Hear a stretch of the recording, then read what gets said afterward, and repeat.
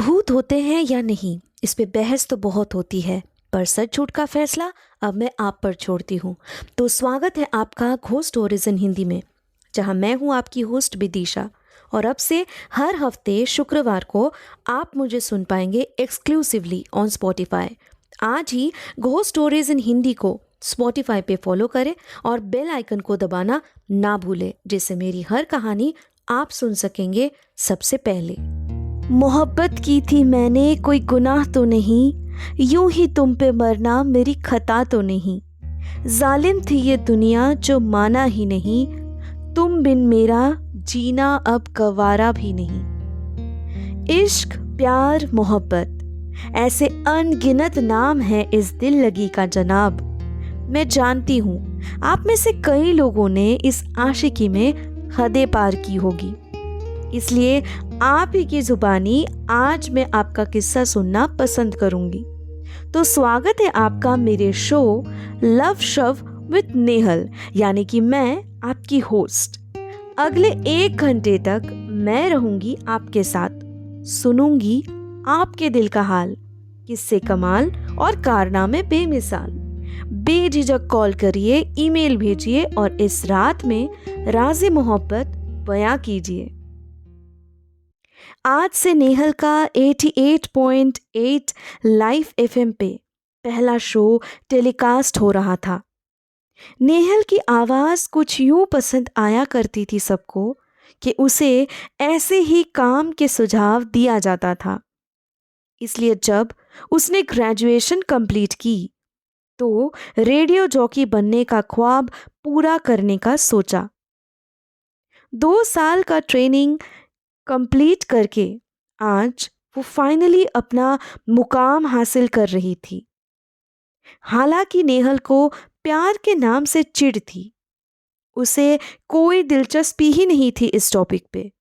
लेकिन जब उसे यही शो होस्ट करने के लिए उकसाया गया तो वो एकदम से मना नहीं कर पाई।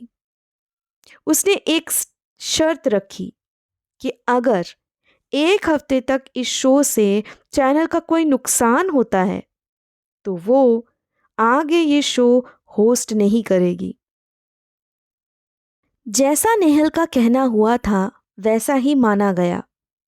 उसे खुद उम्मीद नहीं थी कि उसका शो पहले ही 2 दिन में इतना ज़्यादा नाम कमा लेगा। जो शो रात के 12 बजे से शुरू होती है, उसके इतने ज़्यादा लिसनर्स मिल पाना अपने आप में बहुत बड़ी कामयाबी मानी जा रही थी। रेडियो स्टेशन के हेड्स भी नेहल को बहुत शाबाशी दे चुके थे।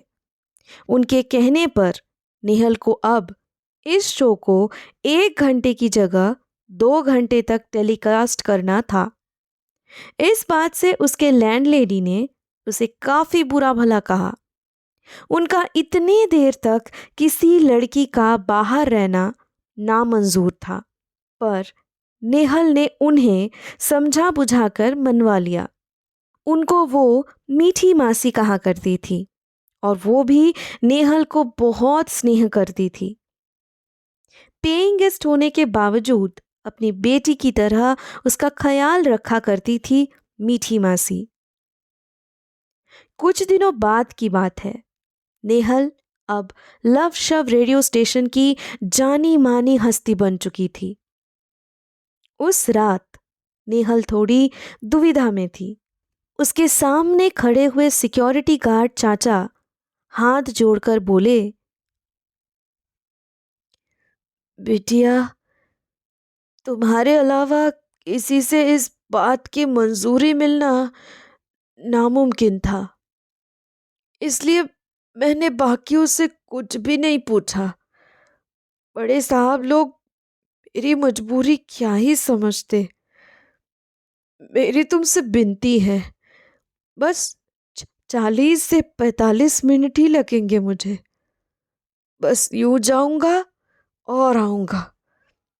अगर मेरी पत्नी तुम्हारी चाची खुद खुद उठकर दवा ले पाती तो मैं तुम्हें यूं परेशान नहीं करता, पर नेहल ने उन्हें शांत कराते हुए कहा, कोई बात नहीं चाचा जी, बस थोड़े ही वक्त की बात है, मैं मैनेज कर लूँगी।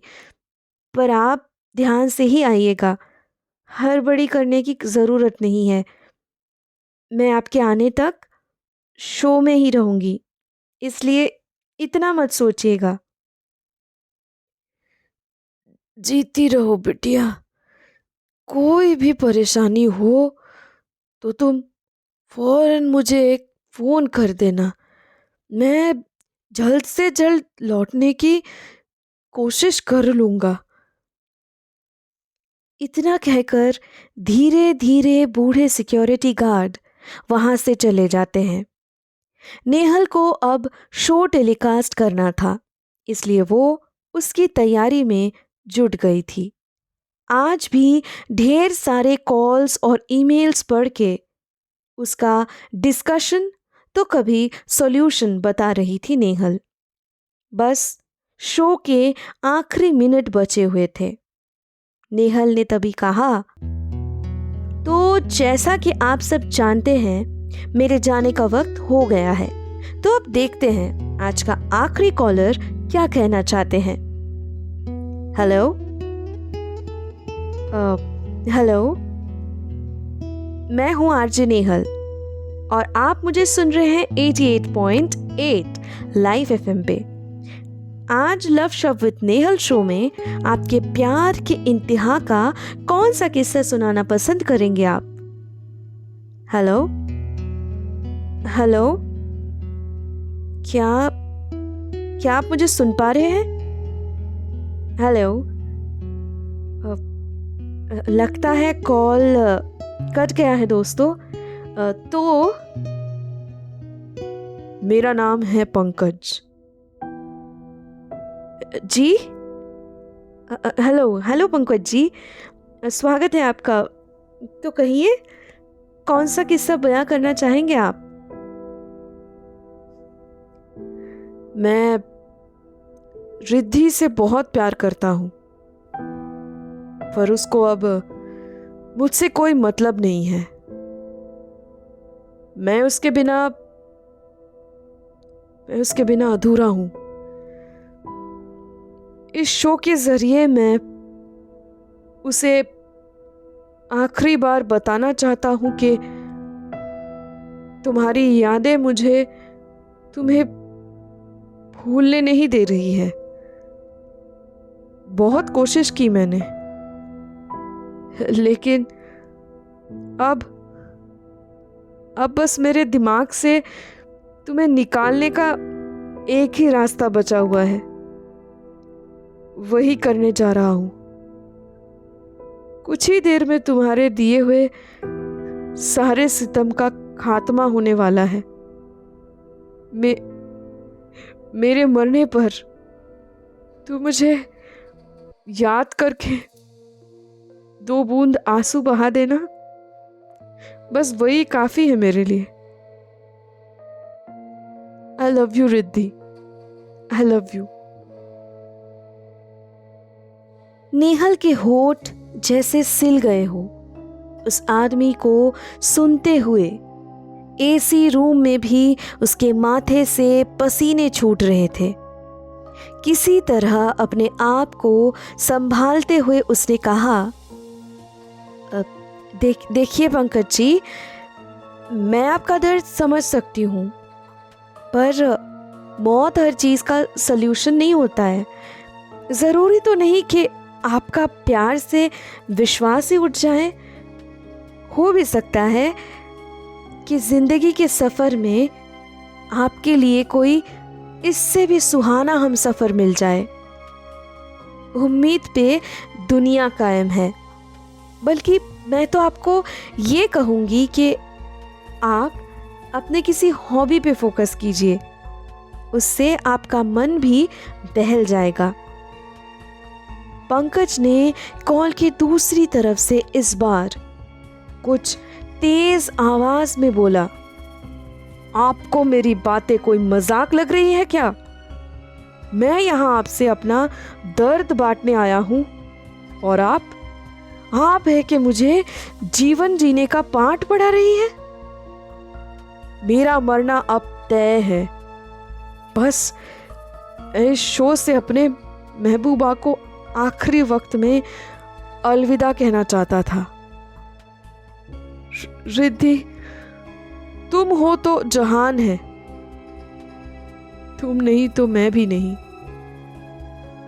मैं जा रहा हूं। तुम किसी और की होने वाली हो, ये मैं जीते जी नहीं देख पाऊंगा, पर तुम खुश रहना, खुश रहना।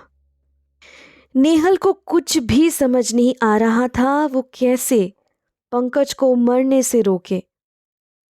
वो ये भी भूल चुकी थी कि चलते हुए शो में ही अब वो पंकज जी से मिन्नतें करने लगी है। पंकज जी प्लीज, आप ऐसा कुछ भी मत कीजिएगा, प्लीज, मैं आपसे रिक्वेस्ट करती हूँ। अपने फैमिली मेंबर्स का तो सोचिए, मेरी बात मानिए। हेलो पंकज जी, आप मुझे सुन पा रहे हो ना? हेलो हेलो, कुछ बोलिए प्लीज पंकज जी। पर कॉल तब तक डिस्कनेक्ट हो चुका था। नेहल अपने माथा पकड़े बैठी हुई रह गई थी। उसने कभी कल्पना भी नहीं की थी कि वो आज ऐसे एक हादसे का शिकार होगी। अगले 2 पलों के इंतजार के बाद उसे अपने शो का याद आते ही कुछ माहौल को बदलते हुए उसने कहा, दोस्तों, पंकज जी शायद मजाक के मूड में कह गए ये सारी बातें। उनका इरादा हमें प्यार के इंतहा को दिखाना नहीं, अपने प्यार से कबूल करवाना था कि वो कहीं से आकर उनको रोक ले। लगता है रिद्धि जी रोजाना इस शो को सुनती है, और अगर ऐसा है तो मैं आपसे कहूंगी रिद्धि जी कि अपने सच्चे प्यार को क्यों ना तड़पाए, मजबूरियों को खुद पे यूं ना आजमाए। तो दोस्तों, इसी के साथ आज का शो खत्म होता है। फिर मिलेंगे कल इसी टाइम नए दास्तानों के साथ। Stay tuned. रूम से निकलकर कॉरिडोर से आगे बढ़ते हुए नेहल बस पंकज के कॉल का सोचे जा रही थी। क्या सच में पंकज सुसाइड ही करने वाले थे? कहीं ऐसा तो नहीं कि वो एक प्रैंक कॉल था? हाँ, वही होगा। ऐसे रेडियो शो पे कोई क्यों अपने मौत का तमाशा करवाएगा? तमाशा नहीं, ये हकीकत ही है आरजे नेहल। कॉरिडोर के दूसरे किनारे पे खड़े हुए किसी आदमी को नेहल ने देखा, और वही नेहल को पुकारते हुए ये सब कहे जा रहे थे। कौन है? आप यहाँ क्या कर रहे हैं? अंदर कैसे आए आप? नेहल डरी हुई आवाज में बोली। उसे याद ही नहीं था कि सिक्योरिटी चाचा अब तक वापस नहीं आए हैं। अगर आए हुए होते तो इस तरह कोई भी अनजान रेडियो स्टेशन में यूं मुंह उठाए नहीं आ पाता। उस आदमी ने दोबारा कहा, आपको तमाशा देखने का शौक है तो वही सही। आइए, मेरे सच्चे प्यार का नजराना मैं आपको ही पेश करता हूं, ताकि आपको इतना समझ आ जाए कि बस मोहब्बत के चंद अल्फाज रेडियो पर सुनाना ही काफी नहीं होता है, उसकी गहराई को नापना भी आना चाहिए। व्हाट द, ये क्या बकवास बोले जा रहे हैं आप? कौन है आप? सामने क्यों नहीं आ रहे हैं?